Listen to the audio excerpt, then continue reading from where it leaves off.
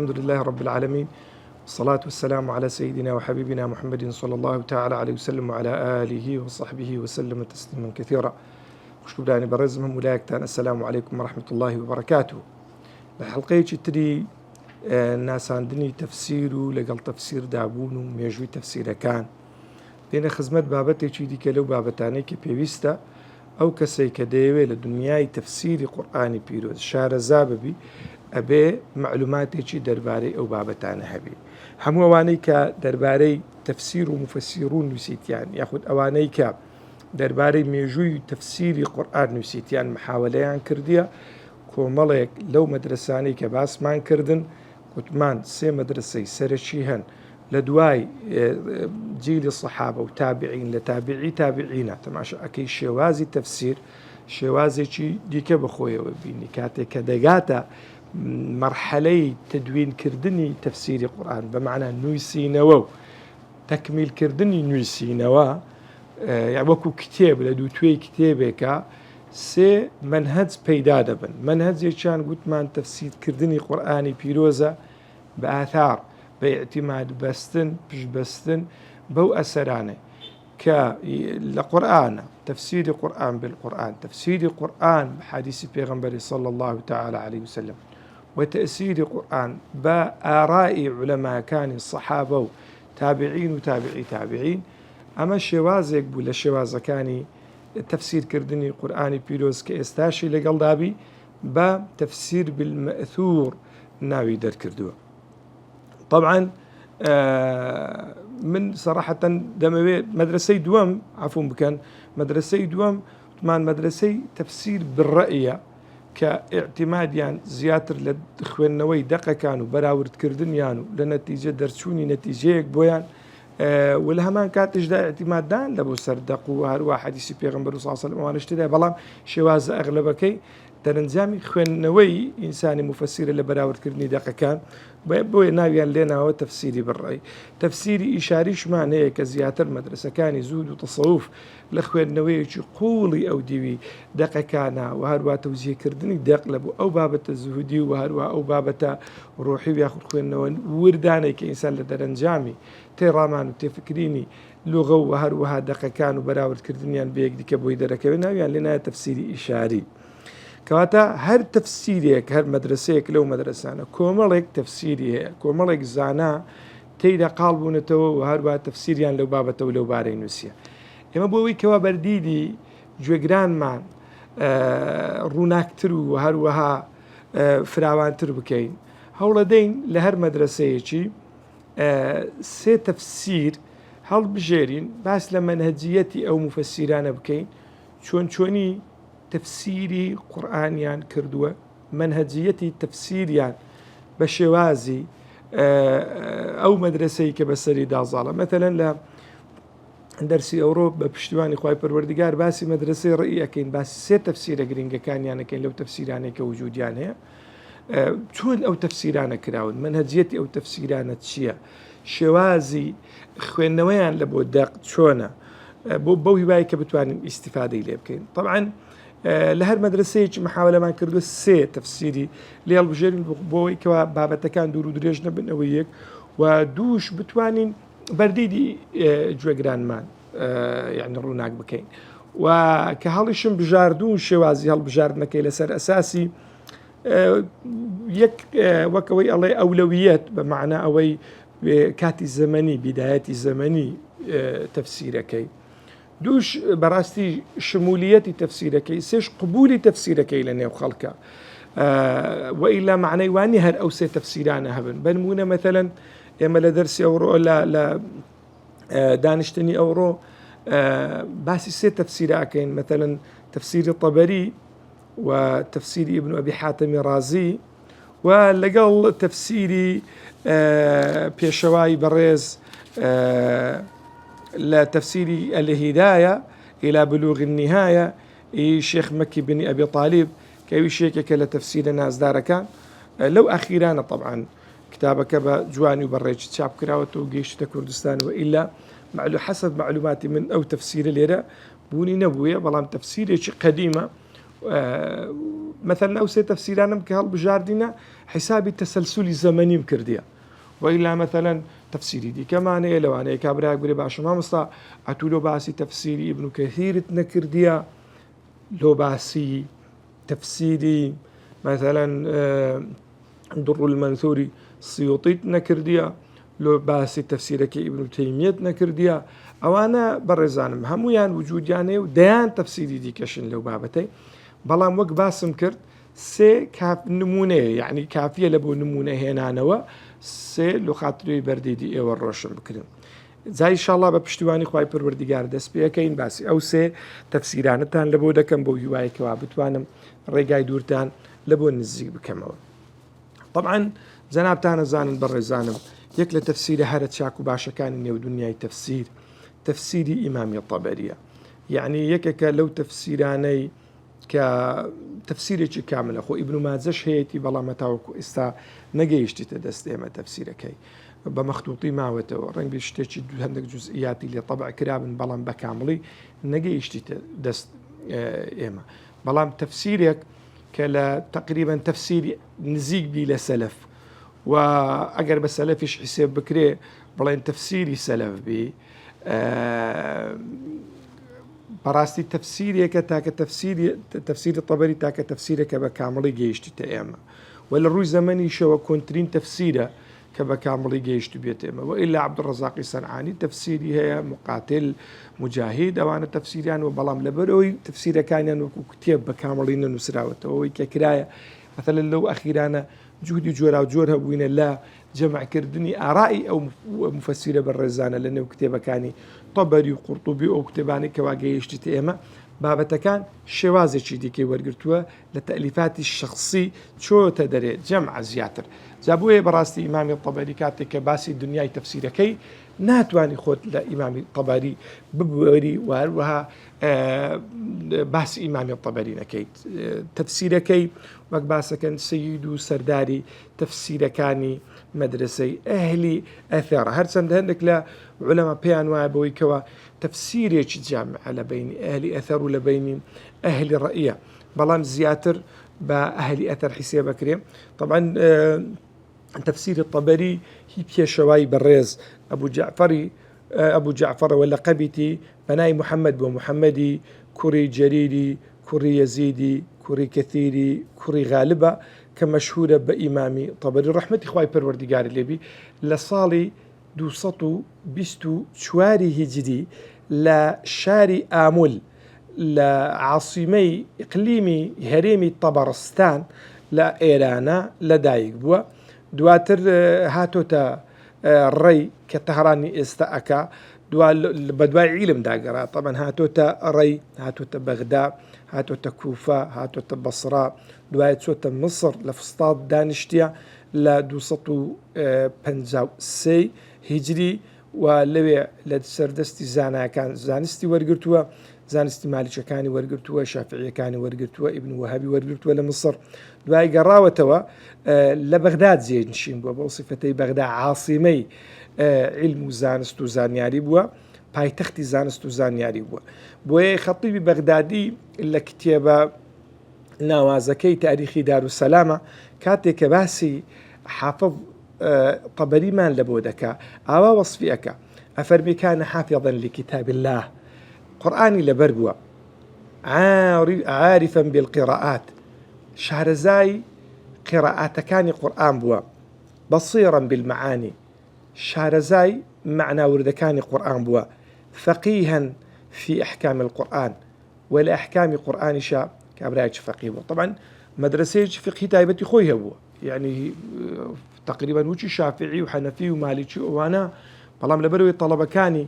او يعني خواي جورة جل جلاله وشواك وي الله ها قبوري لبونا نوسيو بمعنى اوي انتشاري لبونا نوسيو بلاو ببيته الطلبة كاني نانتوان يبوي كوا منهج فقهية كي مذهب فقهية كي باريس قاري ليبكن عالما بالسنن وطرقها وشارزاي سنة كاني بيغمبرو علم زانستي وصحيحها وسقيمها زانستی علومی حدیث بووە لە صحیحەکەی حدیثەکانی پێغەمبەر زانیتی کامە حدیث صحیحە کامە حدیث ضعیفە وناسخها ومنسوخها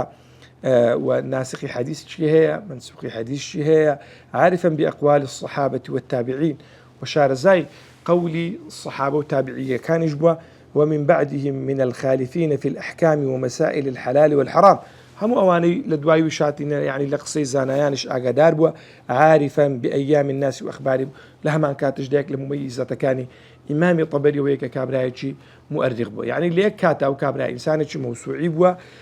مثلا مفسر بوا مؤرخ بوا فقيه بوا يعني براستي لغوي بوا كابرايك جانبي معرفي زوري تدابون خواهي پروردگار لي خوش ببي إن شاء الله طبعا حتى دليل لبغدايا زور جار بيان قلت ودبي بي قاضي القضاة يعني مثلا دكاتة وزيري عدلي استا بلا ريقاي نداوة وكوي الله استعدادي در نبريوه وبيان قلت وك أبي بي برپرسی مظالم و حسبه و ئەوانە کە هەیئەت سەر بەخۆ بووە لە تاریخی ئیسلامیە بەڵام ڕازی نەبووە زۆر کتێبی لە دوای خۆی بەجێهێشتون یعنی و کابرای بەڕاستی ئینسانێکی عەجیب بووە کاتێک کە ئەچی خزمەت تەفسیرەکە تاریخەکەی مثلا تەفسیرەکەی ئێستا زیاتر لە 20 بەرگ چاپ کرایە باشترین ئەو چاپانەی کە لە بەردەستن لە تەفسیری طەبەریە طبعا بەقناعەتی من ئەوەی کە من گەیشت مەقناعەت طەبعی زۆرن باشترین طەبعیان طەبعی دار ابن الجەوزیە کە لەو ئاخیرانە یەک لە زانە بەڕێزەکان تحقیقی کردیە بەڕاستی توانیت ئیستیفادە لە هەموو تحقیقەکانی پێشخۆی بکە لە دوو-توێ بەرگێکی یەکجار جوان و قەشەنگ و بە شێوازێکی زۆر متەتەوڕ تەفسیرەکەی چاپ کراوە کۆمەڵە کتابی چی دکەی لە پاشە خۆی بەجێهێشتن زیاتر لەو تەفسیرەی وەتەیەک لەوانە تاریخی طەبەری کە خەریکە ئێستا بەشار عەواد المعروف بەشار معروف عەواد ئیشی لەسەرەکە ئەگەر غەڵەت نەم بەشار عەواد معروف وابزانم ئاوایە ئیشی لەسەرەکە طبعا لەگەڵی دانیشتم بۆ خۆی باسی کرد گوتی تقریبا لە 20 مجلدە ئەویش تەواو بێ تۆ تەسەوڕ بکە یعنی ئەو کات ئێستامە بە ساڵ پێمان ناکرد ئەو دوو کتێبانە بخوێنینەوە کەچی ئەو لە خزمەتی دانیشتوون کتێبێکی دیکەیە بەنای اختلاف و علەماء الأمصار و لە هەمان کاتدا كتابي هي بناوي بسيط القول في أحكام شرائع الإسلام كتاب قراءات صريح السنة والتبصير في معالم الدين كم كتابي حتى علماء كان باسي كان ضمن هشتا جزء إلى باشا خو بتزيش تتصور بك يعني تبركتك للجاني أو كابراي دهبوا لصالي صيصة دي هجري وفاتك خواهي پروردگار جل جلاله ليش ببوري وهروها جهد ما ندبوني شي قبور بك إن شاء الله طبعا إمام الطبري وكو زانایان لسر علمي أو كابراي ولسر تفسيري أو كابراي براستي متفق لسر قوري وجلالته عظمتي قدري أو تفسير بالرزي يعني حتى يكلو أن لو زانا بالرزانا إمام أبو حامد إسفرائيني قصيت جواني هي أفرمي لو سافر رجل إلى الصين حتى يحصل على كتاب تفسير محمد بن جرير لم يكن ذلك كثيرا الله إنسان أقر بيته بارقة ببيتي تصور بك مثلا كابرا لبغداي بارجي خو ببيتي قديم بورقا برمترسيانا دا بروا بست الصين يعني يستا كابرا بتياري روا دا بعض ساعات أوين كتياتو مثلا دبي بمان برا كدبايا الله أقر بيتي لو خاطري أوي أقر بيت بلين لوي تفسيري طبري هي بتي بيداي بكي دستي بخي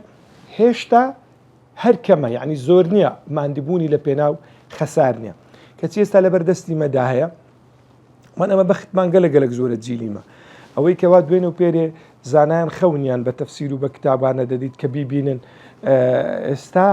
ئەمە لە بەردەستیتمان کەچی ئیستیفادەی لێ ناکەین دەیان زانە هەبووە دەڵێ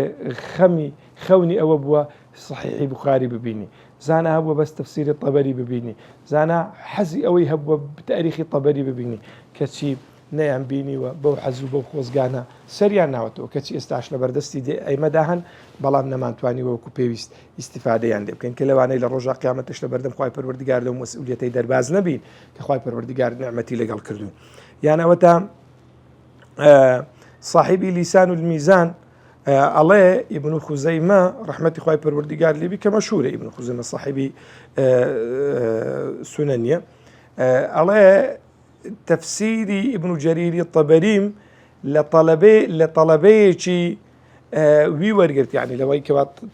تەفسیرەکان لە دەوی ئیمامی طەبەری نووسیوەتەوە دەڵێ پاش چەند ساڵە وێم داوە ئاوا ئەڵێ دەڵێ نەظەرت فيه من أوله إلى آخره لە ئەوەلی هەتا ئاخیری تەماشەم کرد فما أعلم على أديم الأرض أعلم من ابن جرير نەمزانیە کەسێکی دیکە زاناتر هەبی لەسەر ڕووی ئەو زەویە لە ابن جرير الطبري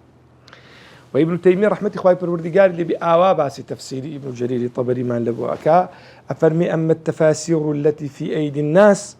أو تفسيراني كالبردستي خلشي داينا فأصحها تفسير محمد بن جرير الطبري الصحترين شاكترين باشترين تفسير الطبرية فإنه يذكر مقالات السلف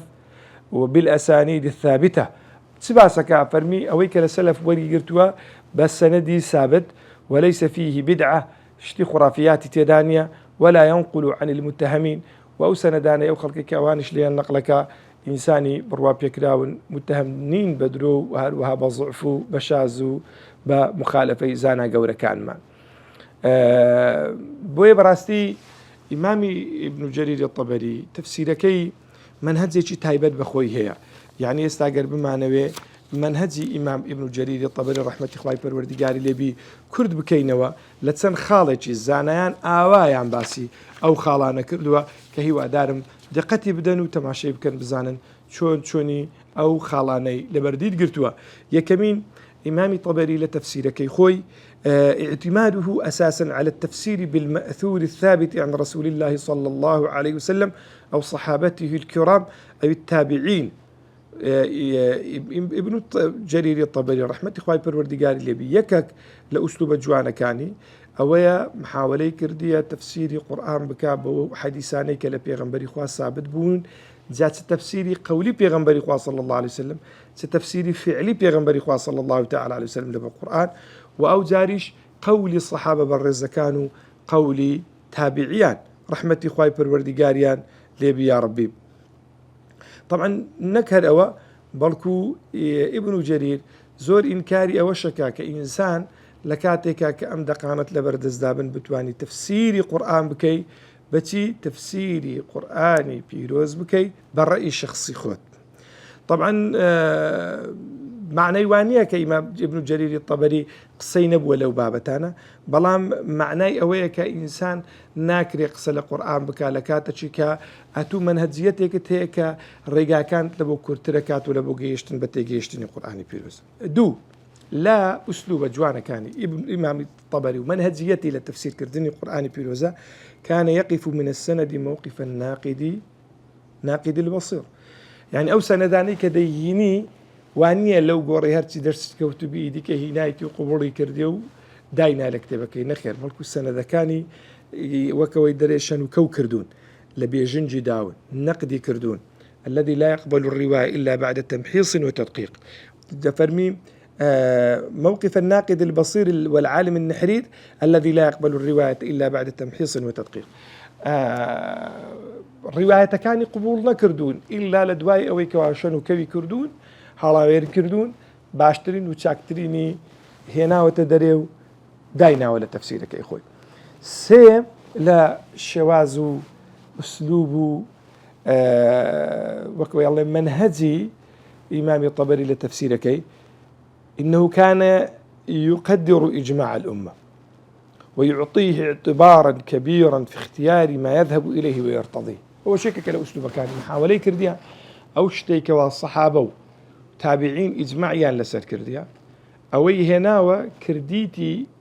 برأي راجح يعني وكوي بالبشتي لبو رأي كان إجماعي كردوتا بالبشتي زور قورة أو رأيك إجماعي لسر بو أوي بيش خستوا لقل أو رأيك وإجماعي لسر نو يعني دواي حديثي بيغمبر صلى الله تعالى عليه وسلم هاتي أو رأيك وصحابة إجماعيان لسر هالي بجاردوا لسر أو رأيك الصحابة تاك وكو شخص اعتباري بيه كردية ياخد اعتقادي بيه هبوه مش يعني أسلوب يشي ديكي لأسلوب كاني كار كردن لتفسير القرآن بيروزة ولا ما كان دا يشي ديكي لشوازة كاني لمنهجيتي لتفسيرها أفرمي أما منهجه في التعامل مع القراءات القرآنية فيقوم على رد القراءات التي لم ترد عن أئمة القراء المشهود له أو قراءتان كشاذ ولا يناو اعتمادي ندى ونتسلم أو قراءتان كثابت يجبن هلاويري كردون يكشي هندك شان بس هندك كان تفضيلك أو كمخالفي إجماع برفض كردو أو كموافقي إجماع بقبول كردو يعني جاري وهاي لبيني دو قراءات مثلا هردو تشوكو يديك قبول كردو ليش مثلا قصي خويه واني مثلا بس انها الراي هنا بس انها بريكاك او قراءات مثلا لو قراءتان كمقبول لو دق قراءتان كهنا يدي طواو امن او انا قبوله كمو هنا تموكو كان تماشا كمنا لنا او قراءتان شخوين نوي بوكردون او كوا اجماع بال بشتبكا او هل بجاردوا او كوا مثلا جاري وهب والنقدي هندك لقراءه كان كردو جاري وهب تفضيل قراءتك كردو بس قراءتك لبر هندك اعتبارات جاري واشب والتسويه لما بين قراءته كان كردو يعني بكو ويك ساوي تماشا كردو ببوي كترجيح يعني بين بك يجي دي كلام منهج كان إمام ابن جرير الطبري ومن منهجه كذلك أنه لم يكن يهتم بالتفسير ما لا فائدة في معرفته وما لا يترتب عليه عمل راستي أو تشتكي زور ناس دارة يعني أو الشوازي نموي عقله قشكر دنيا عقله تطور بوني عقله كامل بوني عقلي أو بياوة قوريه أو بابتاني كلنيو تفسيرها بيويستناكا يعني وكوي الله لا يسمن ولا يغني من جوع هيك استفادينيا نلبو دنيا إنسان نلبو قيامة إنسان سوري بلادانا مثلا بنمونا ناوي أصحابي كهف أو خلافاتي كوالسر ألف لام راء ألف لام ميم ها أو بابتاني لسر هندك بابتا قصدكري أو بابتاني بلادانا شوي يعني مثلا هذا كاتك أخوي پروردگار جل جلاله ما إيدي لبو حضرتي عيسى نارد خوارد سنة أخوارنا شيء لسربو ناوي أو خوارنا نتسبو ناجتنا أو بابتانا خوي بو بابتانا ومشغول ناكا زيادة أو بابتي كوابي وندي بعمل وبكردي وهي إمام الطبري محاولة أكا أوانا بيني لتفسيرك وهروها يجي ديك لأسلوب كانوا لما منهجية إمام الطبري رحمة الله پروردگار الليبي عليه وكان الطبري يحتكم كثيرا في تفسيره عند الترجيح والاختيار إلى المعروف من كلام العرب زياتر ويعتمد على أشعارهم ويرجع إلى مذاهبهم النحوية واللغوية محاولة كرديا لا شواذ هالبجاردني أو معنانيك أو ما بستيتي فشت بس شعري عربي وهروا بو بابة اللغويانو وبستي كلنيو عرب كان باوبوا يعني زياتر اعتمادي جانبي لغويشي خستوتا سر جانبي عملي كبيادة أكريلا جزيرة عربية ويجي دي كلام منهج زكاني طبعا إمامي طبري كابرايش فقيه بوا كان الطبري صاحب مذهب فقهي وهذا واضح في تفسيره فنحن كثيرا ما نراه يعرض لآيات الأحكام ويناقشها ويعالجها أو يعرض لآيات الأحكام ويناقشها ويعالجها ثم يختار من الأحكام الفقهية ما يراه الأقوى دليلا والأوجه تحليلا ما يراه الأقوى دليلا والأوجه تحليلا إمام الطبري رحمة الله پروردگار ليبي تماشا أكيد لبابة الفقهية كان لبروي بخوي صاحبي فقه بوا أو آيتان كوا صاحب مذهب فقهي بوا أو آيتان كبيونديان بالتفسير آياتي وأحكامه وهي محاولة كردي مناقشة بك باي اختيارات فقهي تايبتي خوشها بوا كامل رأي بلا وبسن بوا شي هيان لها ما وجه تربوا للروي بلغة وللروي دليل وللروي علة أوي هنا يعني وكوي بلاي ترجيحي كردو أو شيء كشي ديكي لمميزات كان التفسير الطبري باسم كرد خوي مجتهد يجي فقهي بقوة وجورة وصاحب ما تبي تايبتي خوي بوا لي براستي ذكريه للروي عقلي فقهي شو ولا بتطور كردني عقلي فقهي ما الاستفادة لخوي إنه كان أو بياوي بكري كلواني زورك الآراء كان لأنه تفسيره كيدابي بلام لبرنا خوي إنه وي أما لبوا تفسيري لا درو ياقوت مرجاني درياو بحري أو كابراي بيبجبوبين ولا ما كانت جدال أخيرة مثلا إمام ابن جرير الطبري إشارتك بزورك لتشوروك كاني إسرائيلي دواتر مثلا أو تشوروكاني ياخذ أو قصصانيك عندك لمفسرين كاني سردم يخو هنا ويتيان لإسرائيليات بلام نقدي أكا يعني وكوي الله هندك شيء هناون بلام لدواي تحقيق كردنو لدواي نقد قرتنو لدواي رخنا قرتن هل وقت تماشى أكين زورك لا ردي تدا براستي لا سر آراء معتزلة وآراء أو فرقاني كوال سردمي أو باوبوا أو يعني لمميزات تفسير إمام الطبري ويجي ذيك لمميزات كان براستي تفسير كي ترجيح شخصيتي دا للتفاسير كان خويا مثلا لآراء كان خويا لدوايا وكبابة كان ديني تفسير كي بخوي تفسيرك الشاملة تفسير كي لبهم معنايا زورك لآراء وأقوال تدا لوانيا هذا أصلا ولا أبدا رأي أو زانانا وجودي نما بي أو هنا بيت التفسير كي خويا باريس قاري لي كرد بي يعني وقت صندوقك ولا بو آراء أو زانانا كوالا سردمي أو لبيش أويش أو كجيش تبيت أو لما مصلحة كان خوي كجرايا مثلا تويتا قاهرة هاتيتا مثلا مصر هاتيتا طبعا تويتا مصر هاتيتا بغداد الريبوة أو واي كرديا أو كابرايا جانب علمي فراوان بي بقات زورك لو زانانا تشكلوا لنا وند معرفة كان خوين ما مصطاي زور جورو برزو برزي بيني وين لزانا ودانا جورا زاناني أمتي إسلامي بوي براستي تفسيرك حتى وكبري تفسيري زور شاكا ومحاولة كردوا بابا كان وشوين هيك وبيستي با تفاصيل نبي اختصار شبداته وبختيه شبداته وكرتيه شبداته أما بكرتي باسي تفسير طبرية كبراستي تفسيرك حتى وكبري تفسيرك شاكو تفسيرك نيابة تفسيرك كبيستا أهل علم اهتمامي بيبدن لو أنا طبعا زور هلاقري لبوري دكتوراه وبراستي ماستري لسر نسراون والله ما بختي بابا تكيبو كلبو زناب ما بخت لبو يومان بخت كردوه وادار متواني بيتمان خالق لسر وبيتانا دابنين كاتا وكويستا بالنسبة إيوه ما ندار نبون دينا سر تفسيري دوام تفسير ابن أبي حاتم الرازي كويشيك كلا تفسير ناوازكاني نيو كتاب خاني براستي إسلامي ابن أبي حاتم الرازي طبعا بيستمع يكمن جار بيناسين دواتر باسي بكرتو ببختي باسي منهج تفسير أو كابراي بكين وباسي قوري تفسير أو كابراي بكين طبعا ابن أبي حاتم الرازي ناوي خوي بناوي إمامي حافظ أبو محمد ناوي عبد الرحمن بوا عبد الرحمن محمد إدريس منذر داود الحنظل الرازي رحمة إخوائي بالوردقاري لبي مشهور ببچه با ابن أبي حاتم رازي رحمة إخوائي بالوردقاري لبي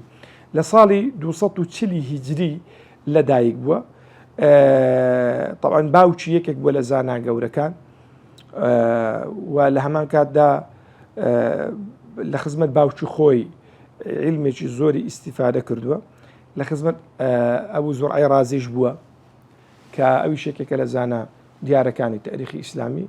لخزمة ابن وارا كأوي شيكك لزانا كان وحسن كوري عرفاء عبد الله كوري أحمد صالح كوري أحمد يونس كوري حبيب يونس كوري عبد الأعلى طبعا وانا أو يونس كوري عبد الأعلى طلبي شافعي بوراس لوخو أول خزمة أو زانا بر زانا خزمة زور زانا يتريش زانستي ورقرت وكوات ما مصنع كاني وأهم وقت التمنيش براستي يعني زمنكي زمني كباري علماء تابعين بوا كتيدا زانا كان مان دانا كان مان علمي زانا الصحابة كانوا تابعين يعني خركرد بوا خوي باسكا ابن أبي حاتم الرازي عليه لم يدعني أبي أشتغل في الحديث حتى قرأت القرآن على الفضل بن شاذان الرازي الله كمين جار باب قلت نابي خود خريج حديث بكي أبي قرآن كي بقراءته بالرواية وبابتانا شاك بخويني لكن يك لزانا برزو بر الزكان كبناوي فضل بوا دواتر هستعود استكر دوا بحديث نفسي ولا ما كانت دا ابن أبي حاتم الرازي رحمة إخوائي بالوردقاري لبي كايك تشلع علماء كان حديث لا صالي سيسطو بستو حفتي هجري وفاتي كردو قراوة ولا إخوائي بالوردقار جل جلاله سان كتابي يشي لباش أخوي بتزيهشتون مشهور ترينيان تفسيري قرآني عظيمة كلو آخرانا براستي دار الفكر طبعي هبو ولا ما كانت إجدا لو آخرانا دار ابن الجوزي كرديتي لحفظ مجلدة تفسيري حتى وقبلي نيابة لبروي كوماليك خصوصيتي تايبتهن كإنسان ذكري بقرته وسري استفادة ليبكا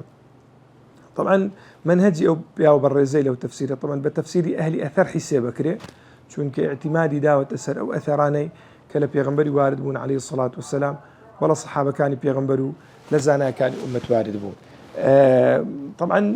منهجي ابن أبي حاتم رازي للتفسير كيا چەند خصوصیەتێکی هەیە کە هەندێکیان لێ باسەکەی یەک لە منهەجەکەی ابن جرير ابن أبي حاتم تفسير كي يكمن أنه أخرج التفسير المسند مجردا عن الحروف والروايات وتنزيل الصور. تفسيرك هنا تفسيرك مسندة وكوي الله روتي كردوتوا لا خلافات ولا روايات متعددة، يعني بابتكي هنا يك تفسيري هنا ولا بو آيتشي دو عليه أنه تقصى في التفسير أي آية القرآن حتى لم يترك حرفا من القرآن وجد له تفسيرا إلا أخرج ذلك. يجي لك الخصوصيات كان محاولي كردوها أو تفسيراني كزانا كان تفسيريان كردوه هر آية القرآن هي محاولة كردوه تفسيرك إلى مقابل دانا بمعنى أو محاولة كردوه تفسيرك تفسيرك الشامل بي محاولة كردوه يعني تفسيرك بقدر توانا أو كتفسيري لبو كرابي لبو إيمين قلبك. سيمين أنه أخرج تفسير القرآن مختصرا وحذف الطرق والشواهد. هاوك باسم كرد يعني خلافات وطرق وشواهد أو بابتاني هم حذف كردينا محاولة كردية تفسيرك بمختصر بي يعني كابر الراس وخوب قاعد تصير معنا هيك. شوارمين يعني أنه تحرى إخراج ذلك بأصح الأخبار إسنادا وأشبهها متنا. محاولة كردوا أو رواياتاني كديني ياخذ أو يعني أو رأيك هل بجادل أبو تفسير دقيقي باشترين يانو تشاكترين يانو نزكترين يان بي لا روحي دقيقي. بين زمين يعني أنه إذا وجد التفسير عن رسول الله صلى الله عليه وسلم لم يذكر معه أحدا من الصحابة ممن أتى بمثل ذلك. يعني محاولة كردية لتفسيرك كاتك تفسير آياتك أقل بيغمبري وارد بو أجر صحابة شخصيا لو بابتي يهبوا بي تابعين شام بي نيه هنا بس تنها قصيد بيغمبري هنا عليه الصلاة والسلام. ويجي كلا تايبة من كانوا منهجيتي أو تفسيري أنه إذا لم يجد التفسير عن رسول الله صلى الله عليه وسلم ووجده عن الصحابة فإن كانوا متفقين ذكروا عن أعلاهم درجة بأصح الأسانيد وسمى موافقيهم بحذف الإسناد. أفرمي كاتشيكا ويستيتي تفسير آية الشبكة منهج تكي وابوا أقل لبيغمبري عليه الصلاة والسلام اشتك وارد نبوبي لدار باري أو آيتي محاولة كرد ولا ناو الصحابة أقر بيتو الصحابة اتفاق يعني هبو بيلست معناك لبو تفسيري أو آيتي أويك أعلى درجة لصحة أوي هنا أوي يعني شهاد سندك لها ما صحيح تربوها أو رأيي هنا وكردي تفسير لبو أو آيتي ومخالفة كانش يعني موافقة كانش بحذف إسناد مثلا ضل ووافقهم فلان وفلان وفلان ببي أويك إسنادي بيني لو بابتين لبري اعتمادي محاولة كردي تفسير شو وجيز بي معنى مختصر بزور مميل نبي. يجي ديك الخصوصيات كاني أنه إذا وجد الصحابة مختلفين ذكر اختلافهم أجر الصحابة اختلافيا لسر آيات يجيها وبيلروي معناها اختلافك باس كردوا وذكر لكل واحد منهم إسنادا لا هريك تشلواني كباسي كردوا إسنادا تشلو باس كردون وسمى موافقيهم بحذف الإسناد أو كموافقي شامبي أو شي باس كردوا بلام إسنادكي نيناوا رجال إسنادكي حذف كردون. وهشتمينيان وأنه إن لم يجد التفسير عن الصحابة ووجده عن التابعين عمل فيما وجد عنهم مثل ما عمل في تفسير الصحابة. لتابعينا أو شوا زي كتعاملي لقى الصحابة كردو بهمان شوا منهجك إلى مسألة تابعين شادو بارك كردو يعني أجر آياتك تشرح كردو بي قول الصحابة لسر نموبي قول بيغمبر لسر نموبي تابعية كان قصيان لسر كردو بي اتفاقي بين أواني هنا وموافقة كان شي باس كردون أجر اختلافي شابو بي اختلافي باس كردون سندي أثر كشي نهنا وحسف كردون نويمينو كوتايشي وهروها لا شواذ وكذا فعل في تفسير أتباع التابعين وأتباعهم لأتباع تابعينيش أو تابعي تابعين شوني ما ملي لقل صحابة وتابعين كردوا بهمان شو قصي أوانيشي بهمان منهجو بهمان رزقا ورزقا ورقرتوا لتفسير كردني آياتك. طبعا إمامي ابن أبي حاتم الرازي لتفسيرك زور بشوازيك دقيقي بمنهجك زور نازدار يعني معنى وانية منهجك منهجك فوضوي ببري والله لآياتك يعني لصورتك أو منهجي تطبيق كردبي لما آياتك ديك تطبيقين كردبي لأول قرآن حتى آخر قرآن كهناويتي بو منهجيتي هناون بشوازيك دقيق عفوا كان بشوازيك دقيق بشوازيك منتظم أو كسيك مطالعي أو تفسيري بك براستي براعته زور زاني سليقة جواني حوصلة وبشودريجي أو زانا برزت لبو دياركوي كالرواية كانت شنب جواني هناون وتسن بريتش تنظيمي كردون براستي أو تفسيره دليل لسر قوليو برزيو قوريو تيرامانو و بلا برزي زانستي أو بياو برزو برزي طبعا مميزاتك للشوازة جوانا كاني أو تفسيري شيء بويكا يكلس يعني للسمات جوانو علامة جوانو تايبة من يكاني أو تفسيري أويا ك وكزانا من أجمع كتب التفسير بالمأثور وأشملها على بلوي لبيشتر طبري هب ولا بيشتر ابن ماجه هب محاولة كردية يعني كلا تفسير هذا نايب شامل جزء كان لبوتشي لبو الرأي ولبو أثر تقريبا وكوي زانان ضل فهو يكاد يفسر القرآن كلمة يعني خليك القرآن تفسيرك كلمة بكلمة حديث بيغمبري باسكا أقوال مفسرين كلمة بكلمة باسكا ولا ما كاد أثر دهنية رواية كان التفسيري عندك يعني وكوي الله لمميزات أو تفسيري لا تايبة من يكاني ديكي يعني كزانا باسي كردوية عندك آراء تفسيري هنا لنا أو تفسيري ودستكي لباقي تفسيري كان ديكي ودستناكي هو شيء كشي ديكي يعني لا جواني وجودي أو تفسيري طبعا أو بياو بالرزا لها ما كاتش دا لبروي خوي طلبه چی زیرک و زی طلب و بابی زانا و لخدمت زانا بجوركاني سردمي خوي بوا للرو إسنادي حديث شو درجة إسنادي عالي ورقرتوا أو شيء كشيديك لواني كمميزات كشيديك نكهة كشيديك جوانية كشيديك تايبة من كشيديك دات التفسير أو كابلاي أو طبعا الحمد لله كيستال بردستي إما بردستا طلبوا وهروا زان استخواز وفي خوازان بأساني دتوانن بدستي بينن والله زور آساني يعني إنسانك بيستكن ما مصلحته بدي ما مصلحتي ما تفسيرا بيبدأ يعني توجدوا صار لبو تفسيري والله صار شيء أبي قناعته ما يعني بس صار شيء لو سري إنسان بتواني طوايب كله بري تفسيري كبراستي بشوازة سليس نسرة دور الخلافات ودور المسألة فلسفي أو بابتانا وهواي كبابتواني استفادة اللي بكين بقرينا وسري مش كبراستي جيجاي استفادة جيجاي ريزو جيجاي تقديره طبعا دموي أوي سيميني شان طاو بكم أقربت ودريج من كردبي بوهي واي كوا بتوانم كاملي بكم لحلقة كان دهات ودا بتوانم بسينة تفسير كان ديك تفسيري سيمين من تفسيري الهداية كوش تفسيري كبراستي للتفسير النيابة كاني تفسيري بالآثار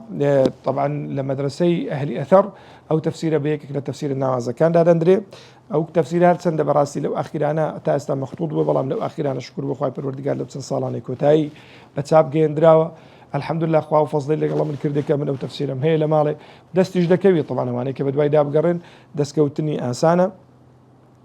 طبعا أو تفسيره هي زاناي برزو بالريز أخوي تفسيرك بناوي أواي الهداية إلى بلوغ النهاية تفسيري زاناي بالريز مكي بني أبي طالب رحمتي خواي بالوردقاري لبي ناوي أبو محمد مكي كوري أبو طالبي حموشي كوري محمدي كوري مختاري قيسي قيرواني ماليشيا زانايشي بلا برزو بايا برز وأستاذ قراءات بوا لصالي سيصتو بنجاو بنجي هجري رحمتي خواي بالوردقاري لبي لا قيروان كيستا أكاتا تونس لدايق بوا وزوري جاني خوي لأندلس لقرطبي بسر بردوا زورك لشيخكاني قيروان مصر مكة قرطبة زانستي لي ورقرتون وإنساني بتوانا بوا لتفسير لقراءاتها حتى وكبلي إنساني ناوازبوا وزۆرێک لە کتابەکانی لە پاشەخۆی بەجێهێشتون لە دیارترینیان الإبانة عن معاني القراءات، مشكل إعراب القرآن، الإيجاز في الناسخ القرآن الكريم، اختصار أحكام القرآن الكريم، تحميد القرآن الكريم وتهليله وتسبيحه، الترغيب في الصيام، الترغيب في النوافل، تنزيه الملائكة من الذنوب وفضلهم على بني آدم. أوانا كمالك لو كتابانا نكو بياو برزا نسيويتي لباشخوي بزيشتو منهج يو بياو برزا لتفسيرك خويا تفسير شيء زخمة أجر بغلط دانات كما يبازض مجلدة أجر بغلط إجداد شو من داوي اعتذارك بس لوين يزيك طبعا زور جواني الأكرا طبعا زور راقي تحقيق زور باشي الأكرا خوي باسكا باسي منهجي خويا لبداية كتابك خوي عليه جمعت أكثر هذا الكتاب من كتب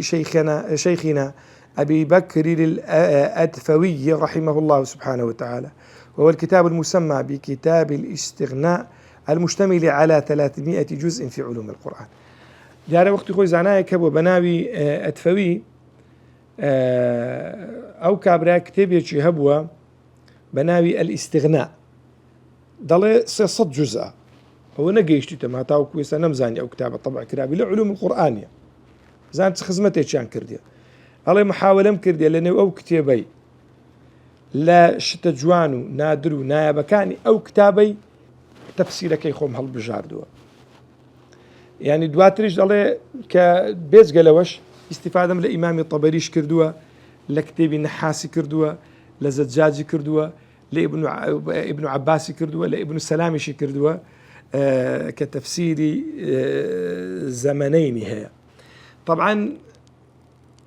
أو زانا بالرزا طبعا تفسيرك هذا كاتو بخوي لما نزكي والله طبعا تو محيرة ميني فعلا يعني ده بيدروا ياقوت بيتكلوا لبيشوي أو دروا ياقوت ومرجانانا هبوين أو بحر بر دروا ياقوتانا هبوين أو هاتي لناوي اشتجوانا كاني هلا ينجاو هذا يبغى تبي شيء تدابي طبعا منهجيتي أو بياو بالرزي لتسن نقطة شكو أكينا ويا كمينيان الاعتماد على المأثور من القرآن الكريم والحديث النبوي الشريف أقوال الصحابة وهو الأساس والمعتمد عند أكثر المفسرين. سردمي يوابو يعني أو تفسيراني كاعتماد داوة أثر أو تفسير مقبول أو شرستا براستي لبروي تفسيرك أدفوي وتفسير الطبري ونحاس وابن عباس وابن سلام وأنا لبردستي بوينا توانيتي لروي أثر وبأساني بقاتا بس قالوا كانت حديث جمع كراب وزور بأساني ديتواني استفادة ليبكا دومين يتناول آية أول مجموعة من الآيات مبرزا الوجوه النحوية وما يتعلق بها من القراءات يك آية ديني يعني مجموعة آيات ديني جانبي يكمن جانب لغوي كي باس أكا جانبي قراءات لبروي بخوي زانايج قراءات بوا باسي أكا دواء ديت سدكا يذكر أسباب النزول بزانا ومميزات تشيديكيا أسباب النزول باسكا والناسخ والمنسوخ باسئك والمكي والمدني تماشى كلا بروي أو بابتا زماني بيشتر كمتر اعتمادي دراوة السري بلام استدي بارزي كاتشو كلو بابتا كان كوكراون التو تفسيرات بيت علم سربخو تدوين دكريو علم كان علم حديث تدوين كرايو خريكا وشكابرا يقولن علم كان دي كلا دايك ابن ولا ما كانت يجد أسلوب كان يذكر آراء العلماء ويناقشها ويرجح ما يراه مناسبا دون استرداد أو تفصيل دي رأي زانا كان لتفسير كي باسك أو جاري يعني كأنما دي أسلوبي شنوية لروي نحوية وهنايتي لروي بلاغة وهنايتي لروي قراءة وهنايتي ناسخ ومنسوخة وهنايتي لروي علوم القرآن وتماشاكي دولة من دباسي مكي ومدني أكا وأو جاري ديت سدك آراء علماء يجديني ترجيح شان لبيني أكا ببيعوي كوا تفصيلي بداته ولا همان كادا سدك أسلوبي كي يحيل إلى كتبه الأخرى عند الضرورة لأنه تفسيرك يا كاتك وقريس التفسير أكابراي زور زار كاتك كتفسيرك تماشى أكاد جيجاي تفصيلني دل أتواني بقريت وسر كتابه كان مكلو بابة من نسين أوش أسلوبك كذا لا أسلوب كان النسين لو براستي تفسيرك يكك لتفسير النوازة كان تفسير النائب كان زورك الأثر الدستكوي لبروي براستي أو كابراي هم لروي زمنه نزيك للزمني بيا وجوركاني أمت ولا همان كانت إجدا يعني جوانيا كي أويكا لە غەرب ژیایە کە لە غەرب ژیایە زۆر جاری وهابووە ممکن هەندێک زانای لێ بوو بن نەگەیشت بنە شەرق هەندێک لە ئارائیان هەبوو بێ هەندێک علمیان لەکن بوو بێ هەندێک حەدیثیان لەکن بوو بی ئەو حەدیثە لەکە زانانی شەرقی نەبووە لۆی نەکەیەکی دیکە ئەداتە جوانیەکی دیکە ممەیزاتێکی دیکە خصوصی تایبەتمەندێکی دیکە ئەداتە دنیای تەفسیر ئەو سێ تەفسیرانە بەڕێزانم سێ تەفسیری جوان و دیاری مەدرسەی ئەهلی ئەثەرن هیوادارم توانی بیتم بەرچاو دویدی ئێوە ڕوون بکەم ڕێگا دوورەکانتان لە بۆ نزیک بکەم بەو هیوام خوای پەروەردگار جل جلاله لێمان قبول و فەرمی ئیخلاصمان بداتێ لە کار و کردەوەکانمانە بمێنن بەخێر وەسەلام عەلەیکم ورحمة الله وبركاته.